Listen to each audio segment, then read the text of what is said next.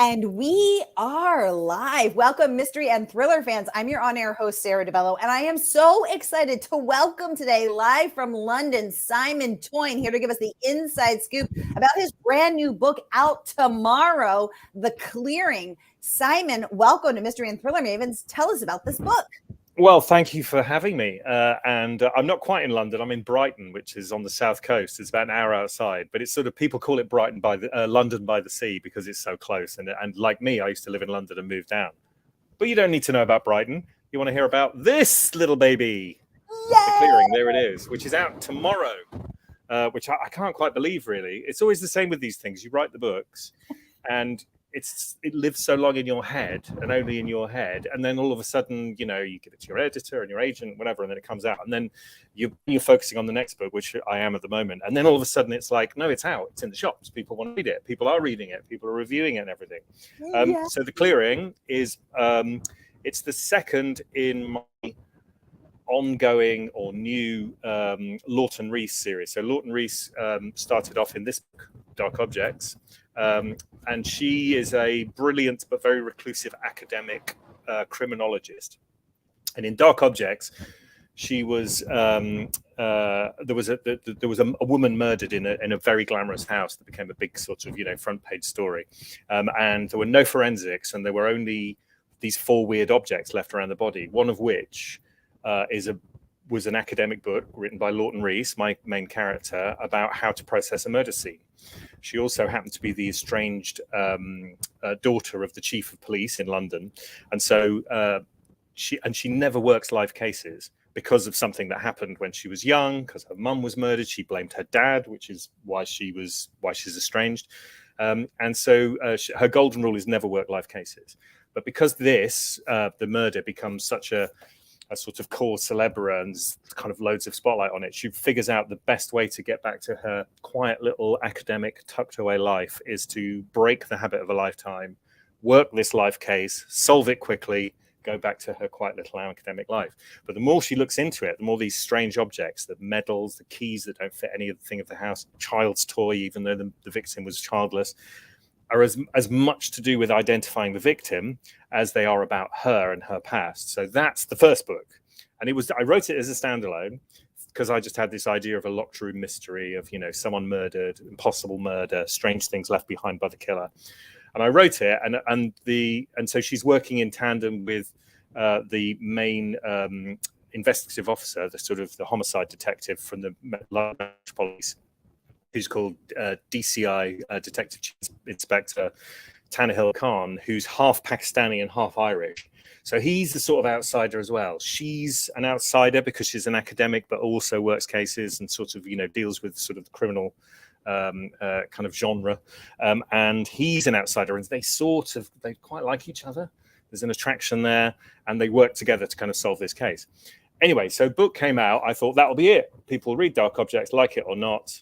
And turns out people really liked it. People really liked Laughton, and they really liked Tannahill, and they wanted to know what happened next. And so, what happens next is this. So it's having solved the case in this, Laughton realizes she's got a bit of a taste for it. She's very good at it, and she actually quite likes working knife cases. And she happens to be doing a kind of research paper on the intersection between folklore and real crime, because loads of situations, particularly in the past, pre-internet, pre-TV, everything, when people went disappeared, some people would go, oh, someone's been snatched. But some people would go, oh, it's the insert name of bogeyman here. And there's one in the Forest of Dean, which is about 2 hours to the west of London, this ancient forest, which is where all of the oak that built Henry VIII's warships came from. And it's think Ozarks, think Appalachian Mountains, but it's that in the UK. And very closed society, very ancient, an outsider when they come in. And people are disappearing. Women have been disappearing for almost 20 years, and the local police don't seem to care about it. They say, oh, it's the Cinderman, which is this forest ghost, this forest demon, this bogeyman of a charcoal burner whose daughter disappeared during an ancient famine, and apparently his ghost now haunts the forest, is looking for his missing daughter. And so they kind of put it down to that. But Laughton, who's a pragmatist, she's an academic, she goes, no, this is not fact. And then what happens is, because she's researching it, she has an alert, and a girl goes who disappears on just after New Year's, Midsummer's Eve, the shortest day. She's going to a party in the forest in a place in this sort of off-grid community called, can you guess? The Clearing. And so she's heading there, and she never arrives. And her sister, who knows because of their past that they vowed never to go to the Clearing in particular because they stayed there for a bit. It's very suspicious that she would go into the forest and then she disappears. So she insists that they don't fob it off, that they file a report. Because Laughton in London doing her research paper is looking into this, the little alert pops up of a new person has disappeared. And because she knows that the first 48 hours in any missing persons case is absolutely the key in trying to get this person, she heads there, gets involved in the investigation to try and find this missing woman and help the sister, and finally solve the problem of the Clearing and the Cinderman and what's going on in the Forest of Dean. So obviously, city girl, academic, going to this closed Appalachian Ozark style community, asking difficult questions. What could possibly go wrong? Well, it turns out quite a lot can go wrong, and she gets into all kinds of bothers. But I won't go into more details because, you obviously want to read it, obviously. Obviously, we do. Oh my gosh. And what could go wrong? Well, in a Simon Toyne book, quite a lot, it turns out. Lots of things go wrong. Quite a lot. Oh my goodness. Well, I am so excited to get the inside scoop on what could possibly go wrong and all of the things that go very, very right in this book, including the amazing praise that the Clearing is so rightly earning and deserving. But first, I just want to welcome everybody. We are going live to 7 different destinations simultaneously across Facebook and YouTube right now. So, hey, mystery and thriller friends, no matter where you're watching from, and those who will be watching later, because it still is the workday here in the US. Welcome, friends. We're so happy you're here. If you've been here before, you know the drill. And if you're new, we're so happy to have you. Here's the drill every Monday for #Mystery Monday. I give you my handpicked featured authors, and you get to ask them anything. So ask Simon about this Laughton character. Ask him about what's coming next in the series. He has promised to give us some tasty, never before revealed details about book number 3 in this trilogy. And I am #here for it.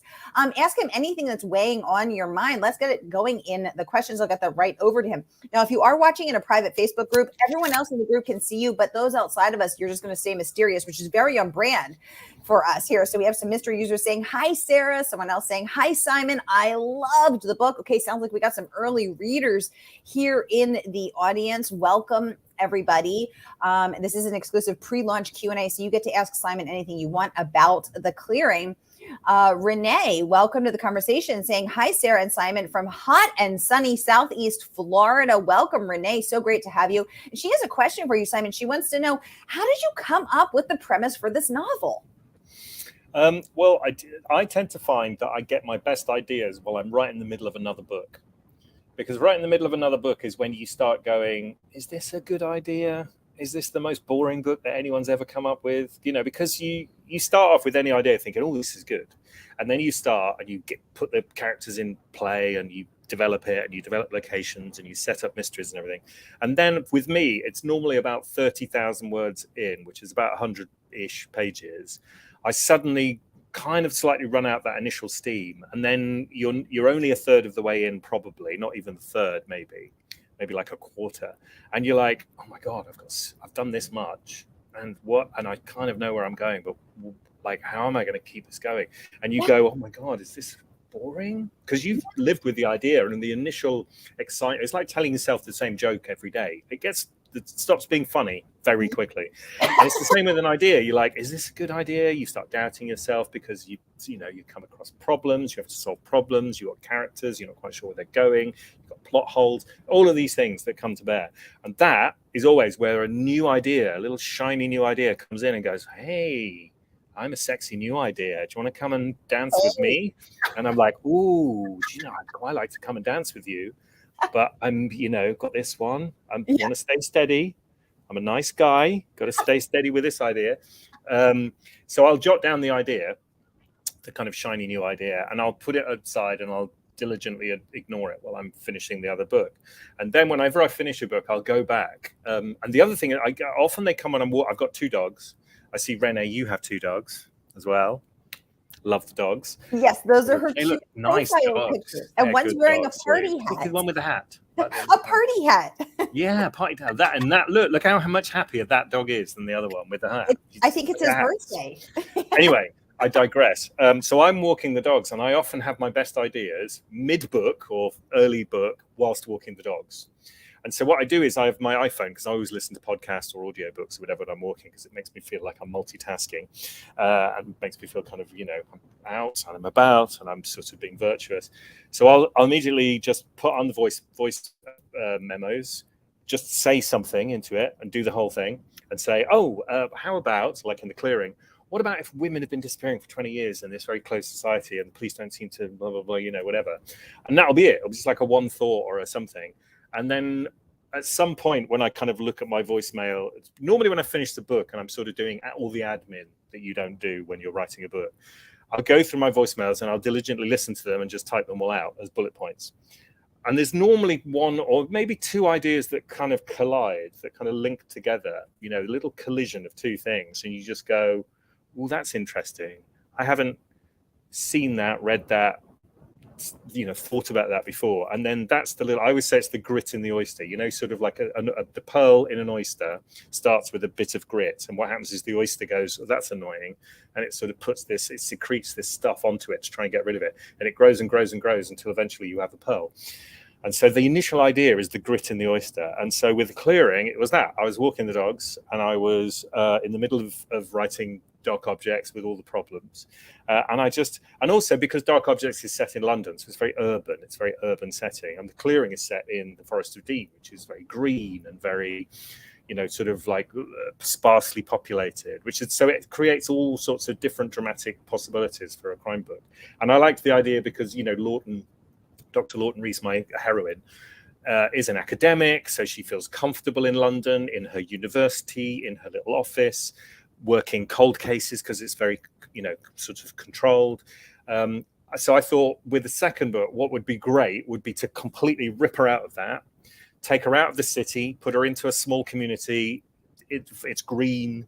It's old. Everyone knows each other. It's really difficult for a stranger to turn up and ask questions. Because, really, as a writer, particularly a thriller or a crime writer, is what you try and do is you try and get a character that everybody likes, give them something they need to achieve, and then put as many obstacles as possible between them to make it as hard as possible. So having her go here was just immediately gave her sort of dramatic possibilities. And it's always, the whole Into the Woods thing is such a fundamental kind of bedrock of storytelling. Fairy tales all start with people going into the woods. And with The Clearing, I do lots of allusions to fairy tales. Like one of the characters eats an apple that turns out to be drugged and she falls asleep. Laughton at one point is being pursued and she comes into into the forest, and there's three houses. One that's made of straw, one that's made of wood, one that's made of brick. I mean, it's like I am chucking, one of the characters is constantly referred to as Goldilocks. I mean, I am throwing the whole fairy tale kitchen sink at this. Because when I spot that as a reader, that just makes me happy because I'm sort of going, I've spotted the connection there and everything. So as a writer, I try and do the same thing. So long-winded answer, that's how all those little things sort of came together. It's like a modern fairy tale, really. And I created this monster, this kind of fairy tale baddie, the Cinderman, who's this ghost of the dead charcoal burner. And it's just totally, I made it up, but I tried to kind of do it. And there's little stories in there about his origin story.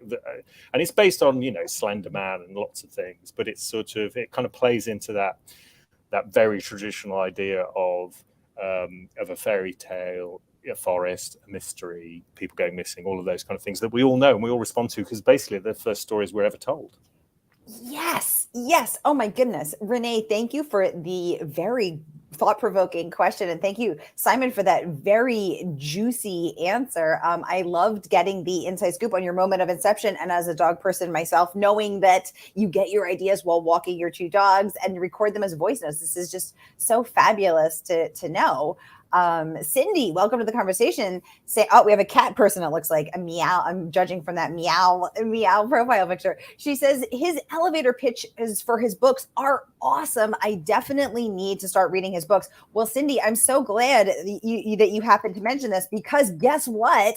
I have a pre-order link for you. So friends, no matter where you're watching from on Facebook or YouTube, you can pre-order the book now. And the good folks at Murder by the Book, our favorite woman-owned independent bookstore in Houston, Texas, will send it out to you tomorrow morning, the instant the book drops. So here is that link, no matter where you're watching from, Facebook or YouTube. Click and order right here, friends, and you can get your hands on the clearing as well. Now, Cindy wants to know, Simon, any chance you'll be doing a U.S. tour? You would be amazing with U.S. readers. I would love to, and I have in the past.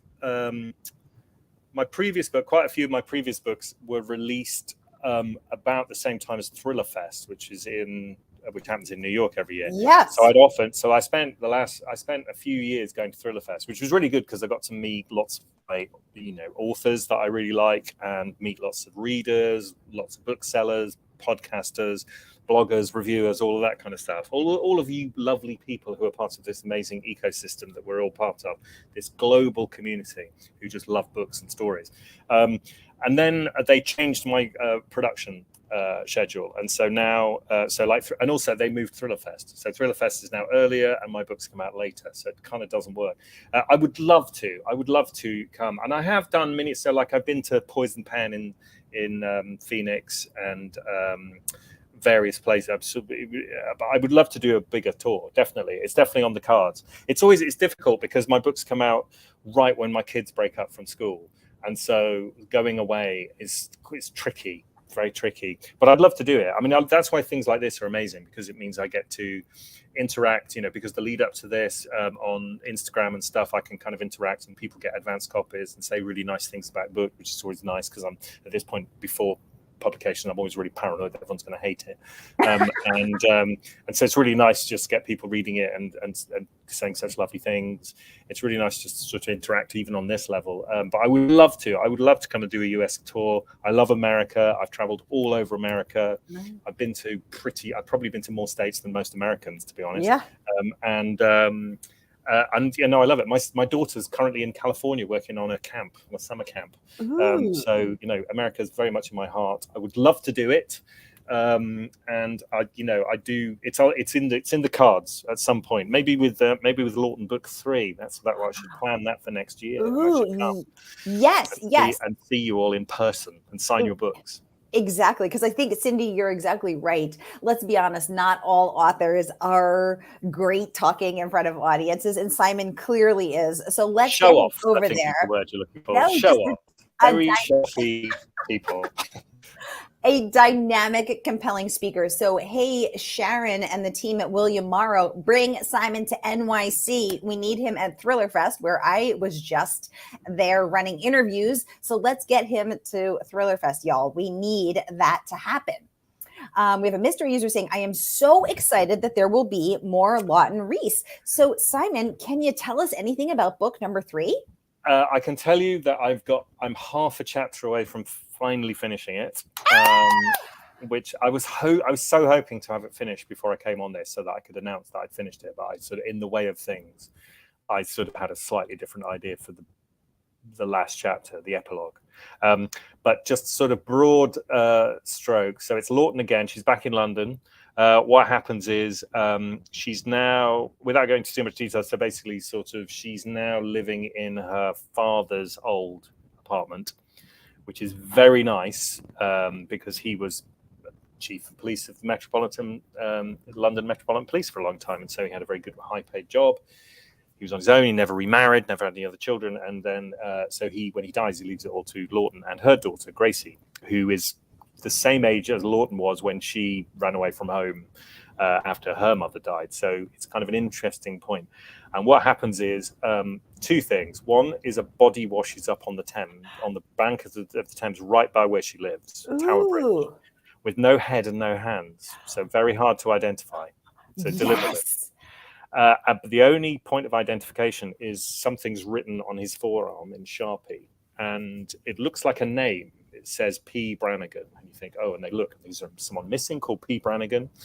And then they realize, and then and Tannehill, her sort of on-off love interest, is investigating it, and then in the autopsy, he's there, and he suddenly realizes where it was found. And what P. Brannigan could mean, not a name, because Laughton's flat is the penthouse of the Brannigan building. And so they're like, okay, is this connected? And it turns out that Grace's father, who was a very bad ne'er-do-well who got arrested and locked up in a Florida penitentiary for a long time, has just been released and has just come back to the UK. And so there's a feeling that maybe this body is him because someone he was involved with was out for blood, basically. So again, so she finds herself in a situation where her daughter, who's the same age as she was when her mum was murdered and she became estranged from her parents or her father, is now wanting to know about her dad. And so she has this difficult conversation. And then also not only that, but it turns, it's like, do I have to say that her dad is turned up and might have been killed? Anyway, very quickly, there's a knock on the door and it's her dad. And he says, you need to help me. I am in danger. And so that's the start. That's the kickoff of the book. So it's all about parents and relationships with stuff. And so she has to sort of help this guy who really just knocked her up. I mean, she was on the streets and he took advantage, and she was sort of 15 and young and all this sort of stuff. She wants nothing to do with him, but he is the father of her daughter, who is the love of her life. And so it's complicated. There's complex stuff going on here. And there's a mystery because more bodies turn up, because all these people are involved in this drug deal that went wrong, that sort of put Gracie's dad in prison in the first place. He was released. So it's all like, it's a race to find these people, to warn them, to save them, but also because Laughton feels that she has a responsibility to do what she felt her dad didn't do, which is protect her daughter from and solve this mystery and all this kind of stuff. So yeah, that's it. It's currently called The Black Highway because that's an old name that the Victorian water people who lived called the Thames, because the Thames was black. And it was like most of the thing, and it's called The Black Highway. I don't think it'll end up being called The Black Highway because I have a really bad run. I come up with a title and go, hey, I think it's a great title. And the publishers go, we think this is better. So like The Clearing was initially called The Cinderman after the thing. And they said, oh, The Cinderman might sound a bit horror-y. Crime and thriller fans might think it's a bit horror-y and might be put off. And actually the Clearing is a major character in it as well, so it's fine and it kind of works. So it's called The Black Highway at the moment.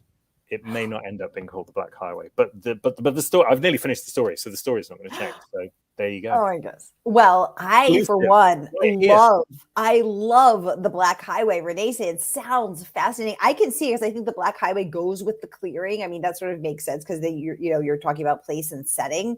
Okay, Sydney's saying, okay, I need all of these books. Well, Sydney, it just so happens that I'm going to drop a link right here to Simon's entire backlist so that you can scoop up all of Simon Toyne's books and pre-order the one that drops tomorrow. That is, of course, The Clearing. So scoop up all of Simon's books right here. I'm going to drop it in the link. So drop the link in the comments. So no matter where you're watching from, you can grab it. But Cindy, right? Simon is such a great storyteller. I'm totally hooked. So here is that link. Just click and you can peruse his entire backlist, which is so cool. And all of these books are so great. Renee says, so The Clearing is the second book in the series, correct? Do we need to start with the first book, or can I read The Clearing first and then go back to the start? No, because as a reader, we're all start as readers myself, and I'm a reader. And like, if I hear about a book that sounds really good, and then I find out it's book 11 in a series, I who read a lot, I have a slight sinking feeling. and I'm like, oh, I really want to read this book, but that's 10 books I've got to plow through. And so as a writer, I don't want to do that to you. Yes, of course, it would be great to start at the beginning, work your way through. And I think there's definitely, you get a certain experience from doing that. However, I absolutely write them to be self-contained. Each one is a self-contained mystery. I always sort of recap enough, but in a light way, so that you're not kind of, even if you haven't read the book before, you're not going, I have no idea what they're talking about.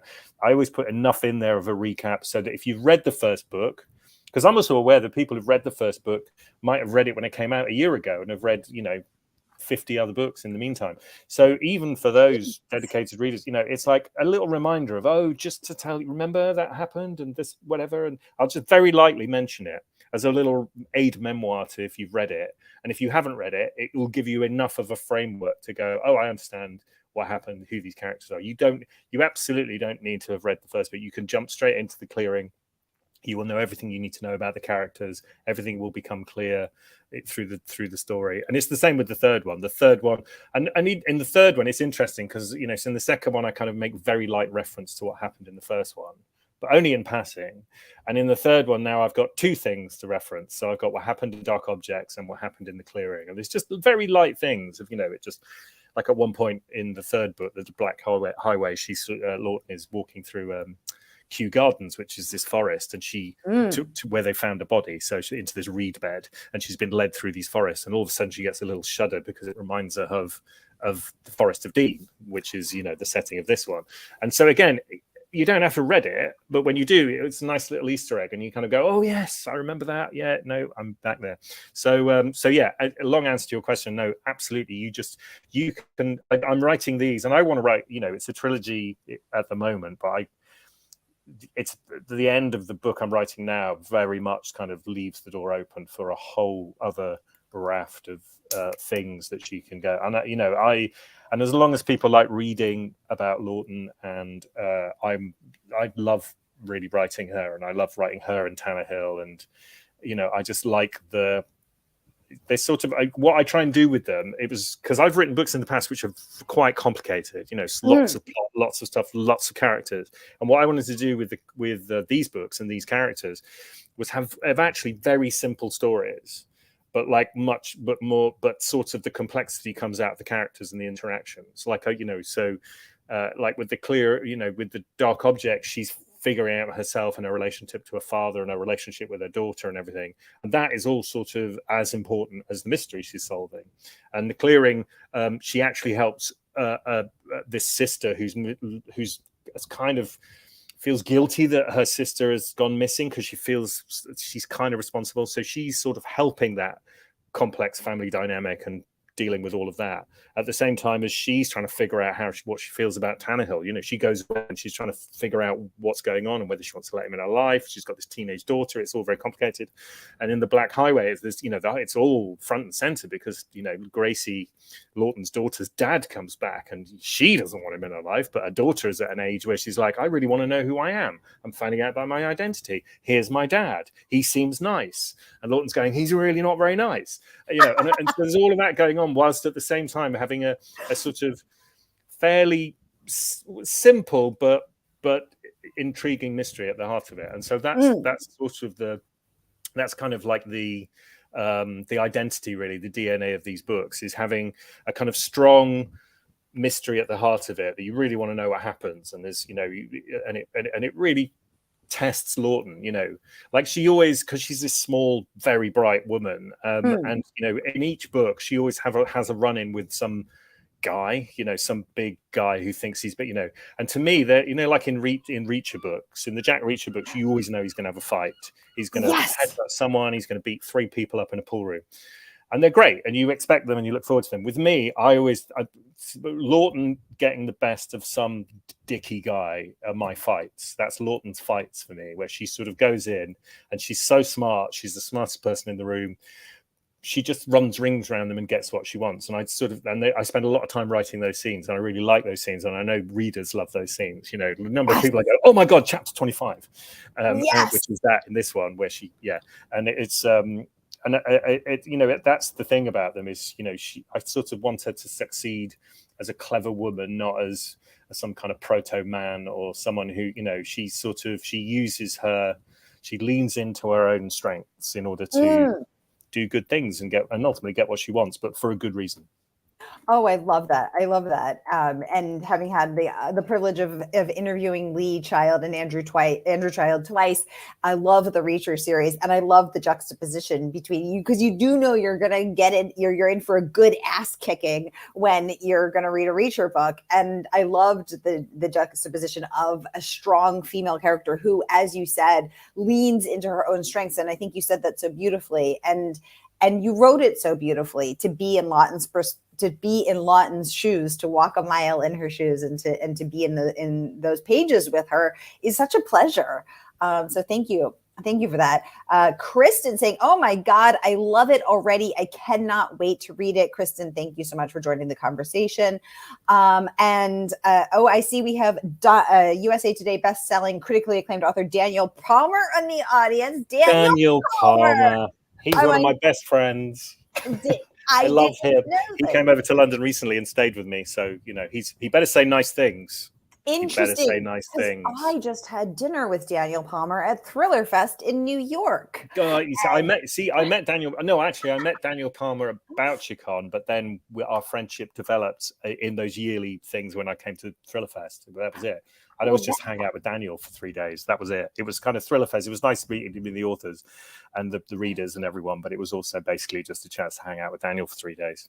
Well, hanging out with Daniel for 3 days must have been a really good time, because Daniel had us all in stitches at dinner. He is hilarious. He's a funny guy. And you're hilarious. Okay, so you referenced, when you're telling us about book number 3, a penitentiary. Renee wants to know, have you ever been in a penitentiary? Did you go in to research? I think she means, or have you been in prison? Have you been have you ever been in a penitentiary in any capacity, Simon? Is Renee asking if I'm a criminal? Is that what Renee's asking? Your books are criminally good, so that's a fair question. Oh, that's a good segue. That's nice. You've done this before. No, I've been in jail. I've been in American jails. So before I was a full-time writer, I worked in TV as an executive and whatever, and then I sort of became a full-time writer when I was 40. My first book was published when I was 41. So writers out there, don't give up. Who knows? First time for everything. Yeah. And then weirdly, through one of my contacts from TV, I ended up accidentally getting a presenting gig on a true crime show called Written in Blood. And the concept of Written in Blood is I interview various best-selling authors about true crimes that have influenced one of their books. And through that, I interviewed Tess Gerritsen and also Karen Slaughter. And so I was over in America, and I went to Atlanta, and she took me around and showed me the sites. And the end of that, and it was about a guy called the Casanova Killer, who was a guy in the 70s, late 70s, early 80s, who was just you see pictures of him, and he's very handsome, but he was a psychopath. And he just basically conned women, went on a murder rampage over several states through Georgia and passed through Atlanta. And so in telling of that story, I ended up in a jail somewhere in Georgia, can't remember where. And that was the final thing. And it was really interesting because I was with Karen, and we went up, and the producers had organized it, and there was this kind of big guy, with the guns and everything, sort of like the jail, and he's sort of like, "So you're a writer? Yeah, you're a writer, okay?" And whatever, and she said, "Yeah, Karen." And this guy was nodding, and he went, "I think my wife reads you," and that was it, And it was and she afterwards, she was like, "Yeah, they never admit they read them. It's always their wives. It's always the girlfriend or whatever."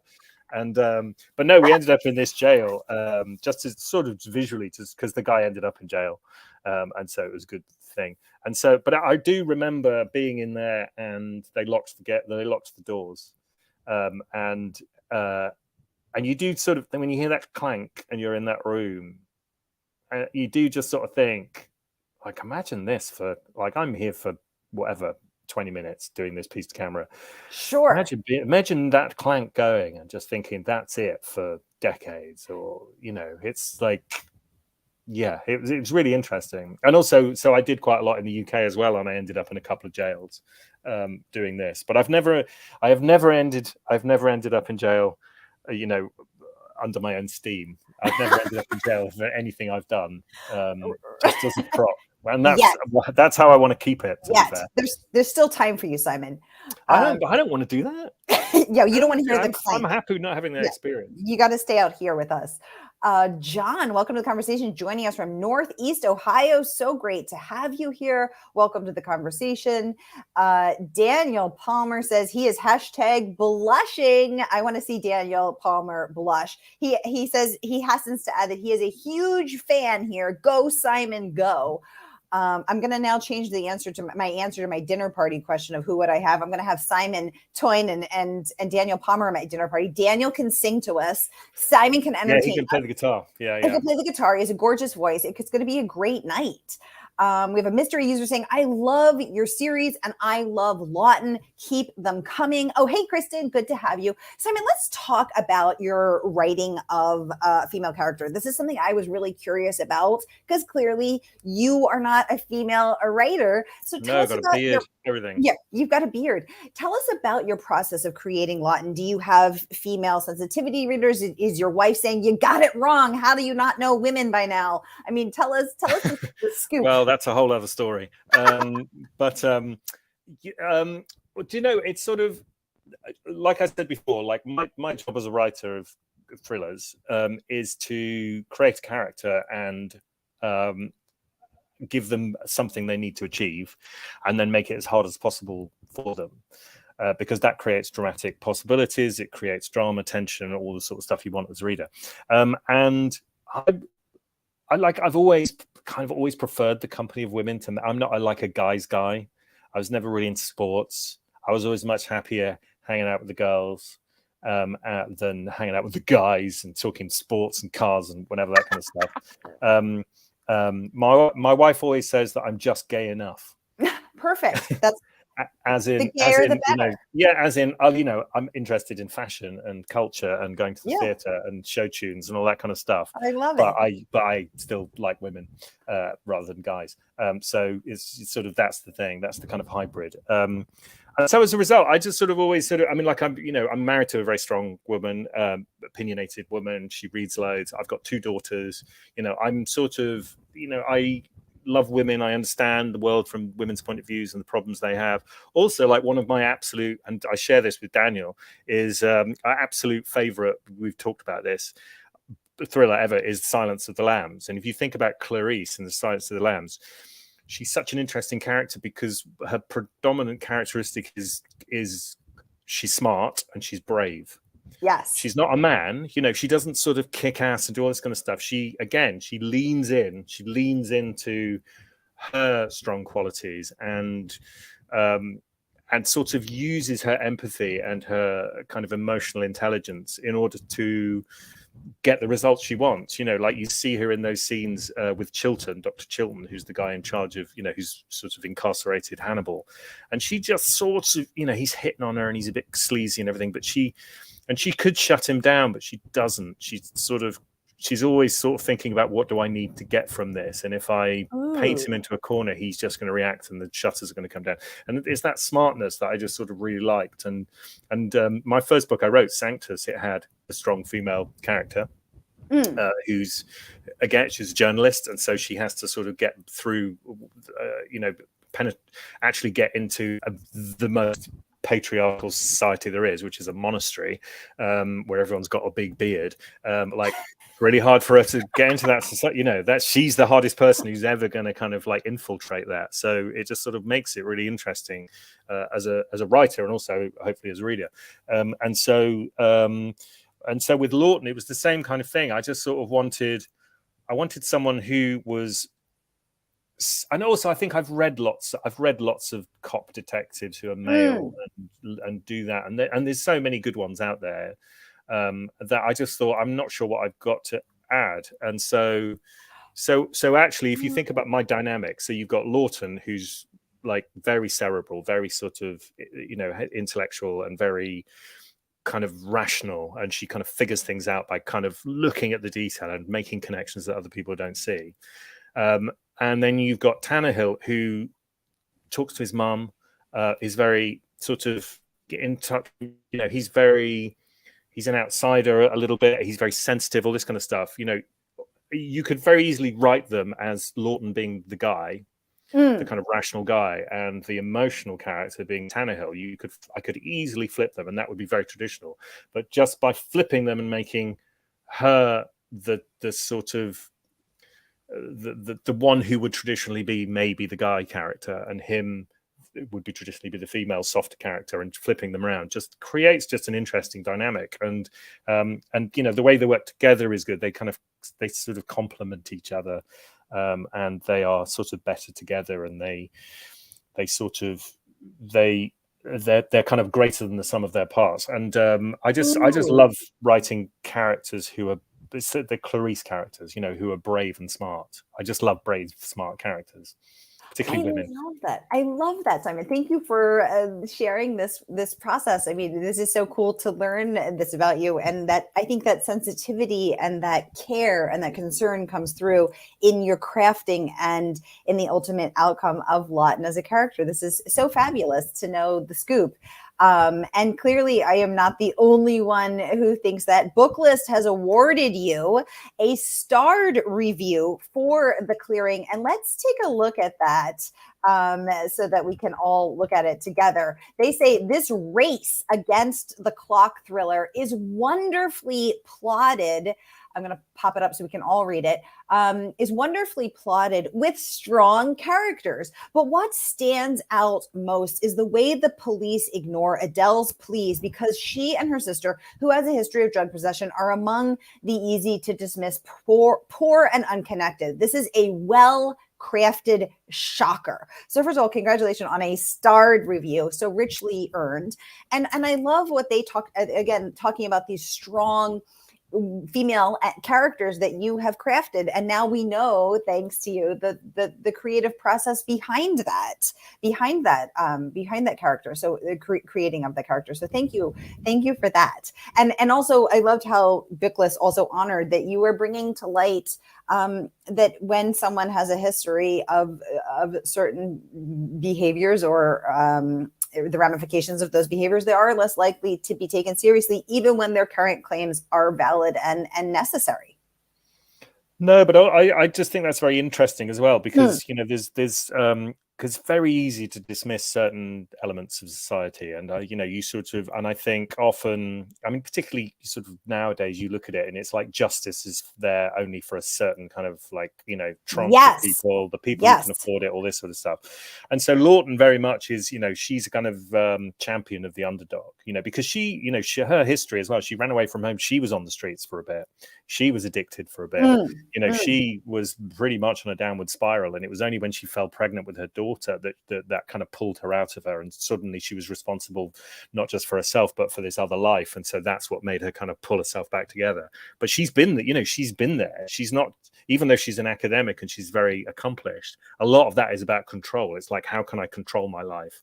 How can I control justice? Well, and she works cold cases because they're cases where she feels like in her own past that justice was not done, that the process was not followed properly. And so her entire life is trying to fix that, is trying to do things, write books about the correct way of doing things so that, that it doesn't happen again. She's almost trying to rewrite her own history so that other people don't experience the same things. So with The Clearing, when she sees Adele, who's the sort of she's the kind of the sister who goes who says that her sister, who's a little bit older, Maddie, has gone missing, and she's kind of fighting for her. She, they were adopted, they grew up in care, as you say, Mad, as the book list review said, Maddie is dismissed because they go, oh, she's got a charge sheet.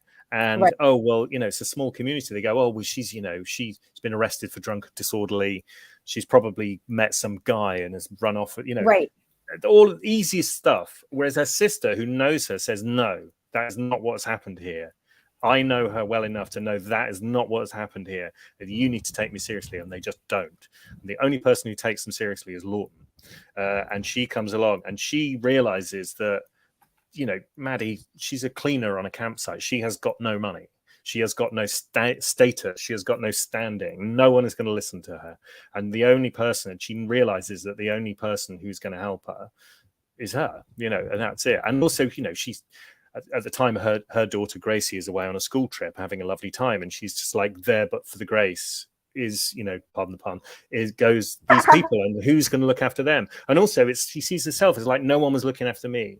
No one was looking after me when I was that age. And so again, her entire sort of motivation is to, or kind of trying to fix herself by fixing people in the present, you know, fixing her past, make amends, stop things that have happened to her happening to other people. That is her driver. And so it just makes for a sort of very interesting situations. And also I think a very kind of relatable and sort of noble character, but not noble in a sort of, you know, standing on a hill and staring into the middle distance, just a very kind of a very sort of accessible, noble. Yes. Yeah, she's not on the back of a horse. There's no horses involved. There's no cape. There's no cape, there's no swords, there's no finery. She's just an ordinary hero is what she is. I mean, she's very bright and she's, you know, she works really hard and everything, but she's vulnerable, she's broken, she's got OCD, she counts to 3 all the time. And, you know, she's kind of a mess on some levels, but she's also dealing with it like we all are. And, you know, and so I think, you know, through these individual mysteries in these books where she's kind of like standing up for the underdog, I just think they're very it's just they're just interesting things to research and write about, you know.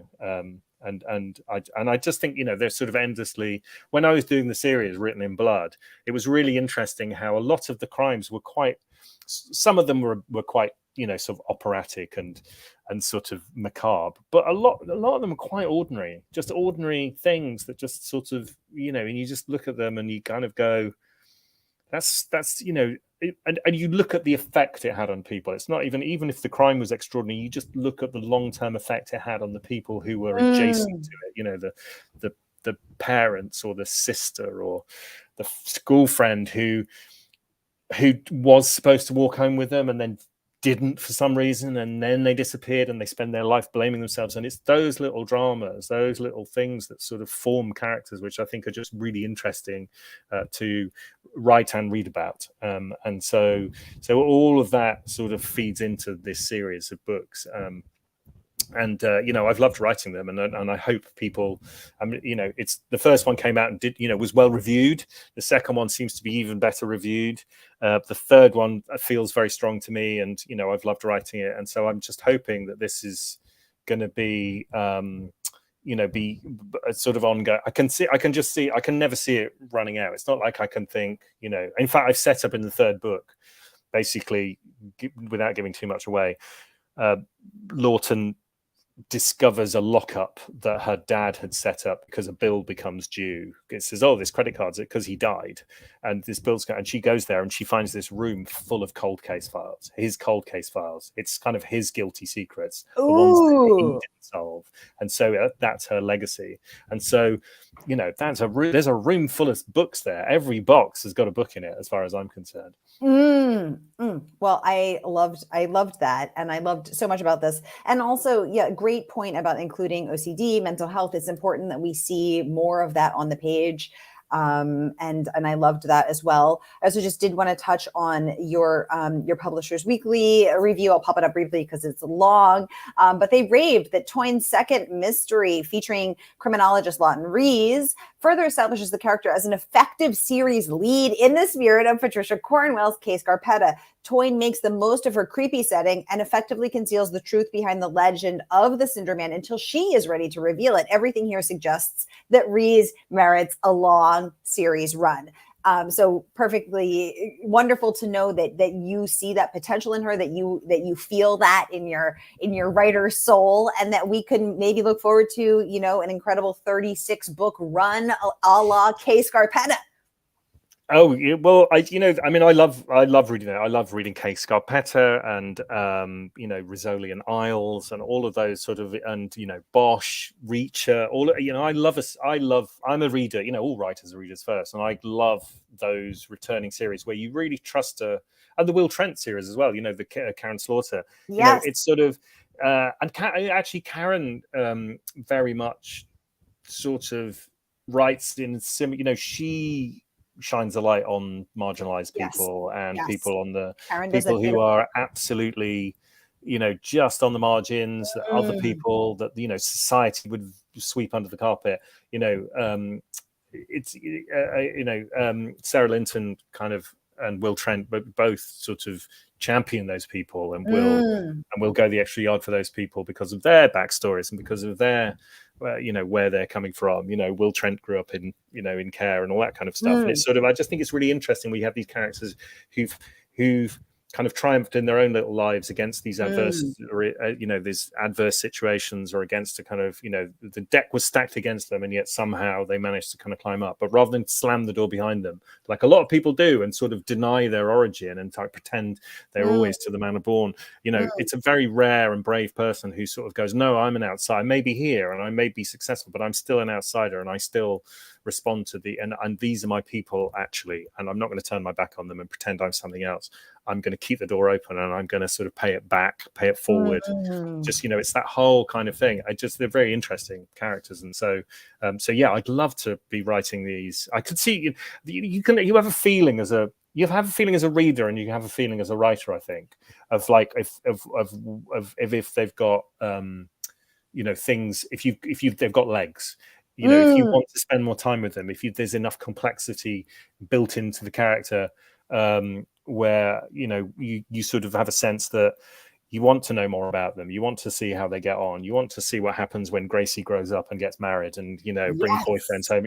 There's that as well. That's a part of it. You want to see how those characters react, because that's dramatic in itself. But at the same time, every single book, you want also this interesting, meaty, big mystery, big question mark at the front of the book with an answer only paid off at the end. And I just sort of I love reading books like that, and I love writing books like that. And I just think with these characters, they seem to connect with people in a way that sort of maybe previous characters haven't quite as strongly. I love that. Daniel Palmer saying A Star is Born, at least given out by Booklist. Daniel Palmer, he's just been clever with the words there. He's just been clever with the words because it was a starred review. See what he did there? I see what he did there. Daniel Palmer, I just DM'd you a link. If you want to come on with us, if you are camera ready, I just DM'd you a link on Facebook. Weirdly, Daniel, I see we're not Facebook friends, so it may be in your request file, your request folder. But if you want to come on with us, you have the link. You can come hang out on camera with me and your best friend. Daniel, put some clothes on. Put some clothes on, for God's sake. Or not. This could be a very different kind of show. Put the clothes on. Just family-friendly audience. A family-friendly audience. And while Daniel is making that decision, I did want to give a shout out to Amanda Thomas. She was very disappointed to be stuck at work today and can't join us live, but she wanted you to know, Daniel, she wanted you to know, Simon, how very much she loved your book. So here we go. She gave you a rave review. She's an Instagrammer. She is at Girl Loves Dogs and Books. Clearly we love her because we love all of these things. There you go. And she's our people. She's our people. And here is the link to her rave review. She reviewed it back in April, and she posted again yesterday and just said she was so excited to see us speaking today. And she relinked to her review back in April. And she just wanted you to know that she will be watching the replay later, as so many people will be watching. So to everyone who's watching later, we see you, we appreciate you, and a special shout out. And wait a minute, who is this? Hi, Daniel Palmer. It's Daniel Palmer. It's best-selling USA Today best-selling author Daniel Palmer with clothes on, and Kathleen in the background. Hi, Kathleen. She's hiding. She's hiding now. She's run away. We've scared her away. How do I? Best-selling author Daniel Palmer has entered the chat. Hello, Daniel Palmer. You feel it's like things have gone to another level. I feel like I feel things are going to happen.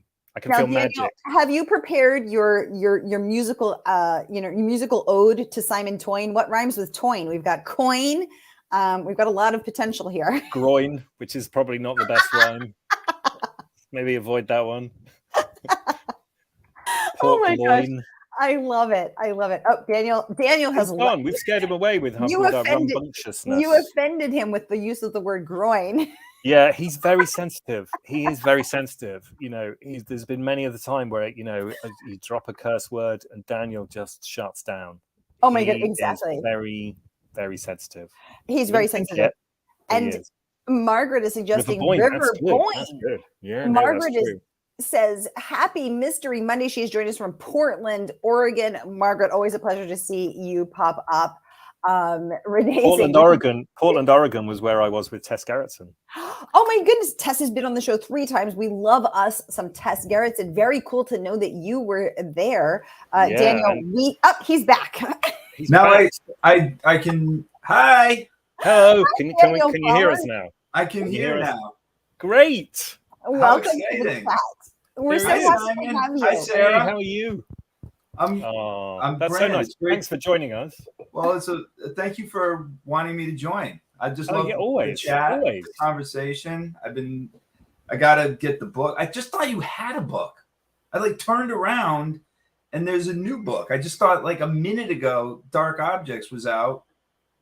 And then all of a sudden this new book came. How did you do 2? Did you do these at the same time? How did you do that? It's like a magic trick. So you know when you were staying with me and I kept disappearing? Yeah. You know, you were telling a story. I just figured I can duck out of this story and probably come back. Daniel probably won't even notice. That's when I wrote the book. I bet Kathleen told me that you had snuck out and then went out, bashed out a couple of chapters, came back. You were still telling the story. It was fun. That's what I did. But you were used you as a timing device. Oh, well, all right. Well, I'll go get it. It's in every bookstore now, right? I can.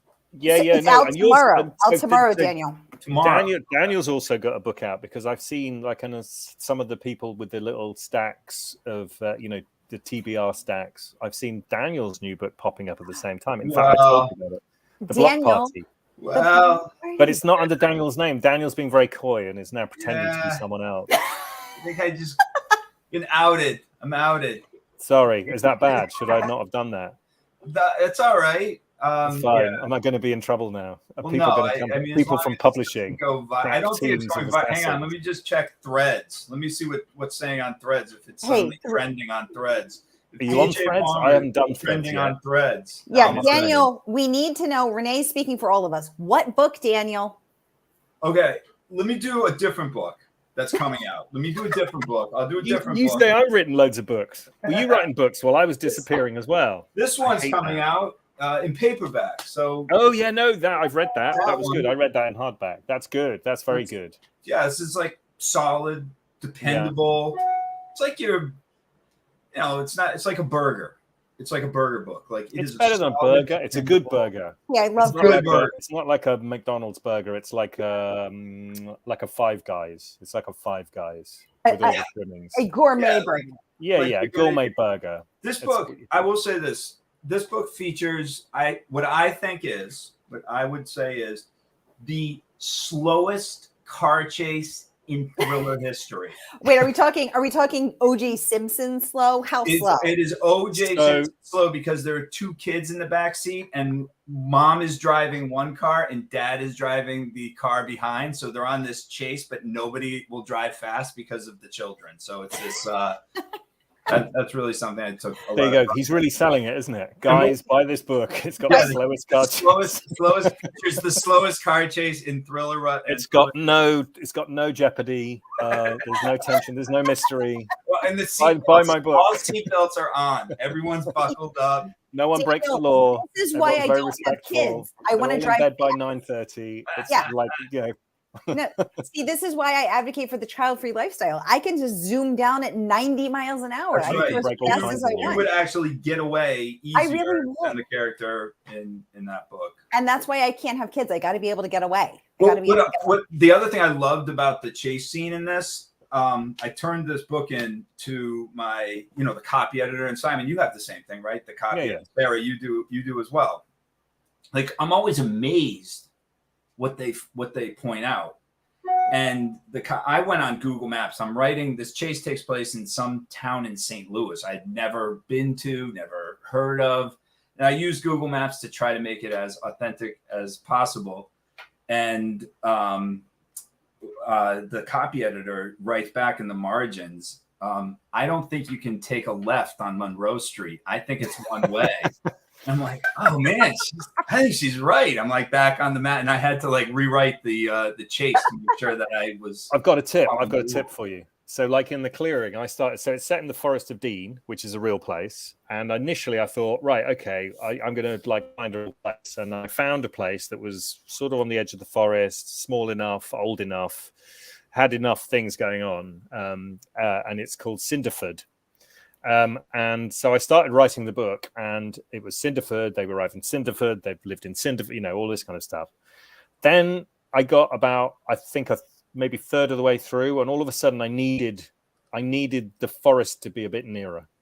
Just for the book, I needed it to be visible from the town. So I Google mapped, looked at it, and it was like, did the street view. It's like, yeah, you can't see you can, but it's like a hike. It's like, it's like, I'm just going to pop into the forest. Give me 3 hours. I'm there. And I thought so then I needed to move the forest. It was like Macbeth. I needed to move the forest closer.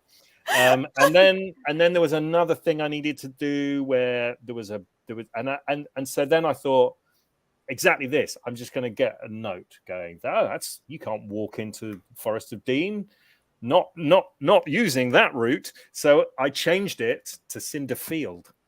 Just changed. So it's basically Cinderford, but because of these quirks, I can just it's my sort of it's my sort of what's the word? It's a clause. It's a sort of sub clause in the book. Yeah, when they go, yeah, that's not Cinderford, and I go, no, you're right. You're right. It's Cinderfield. Yeah. Cinderfield. And then I might drop the mic and I walk away. I'm using that. That person never buys another one of my books, but I feel good in the moment. Yeah, writers out there should take that as a valid just a little tweak. A little tweak. A little tweak. Oh my goodness. Well, Renee is asking, are we about to get cut off? Yes, we are, because we are out of time, but we are having so much fun. Is it because Daniel joined us? That's my fault. I usually do that. Yeah, he came on and now they're going to pull the plug. That happens a lot. I've been with Daniel a lot. They pull the plug and it's hard just... stop.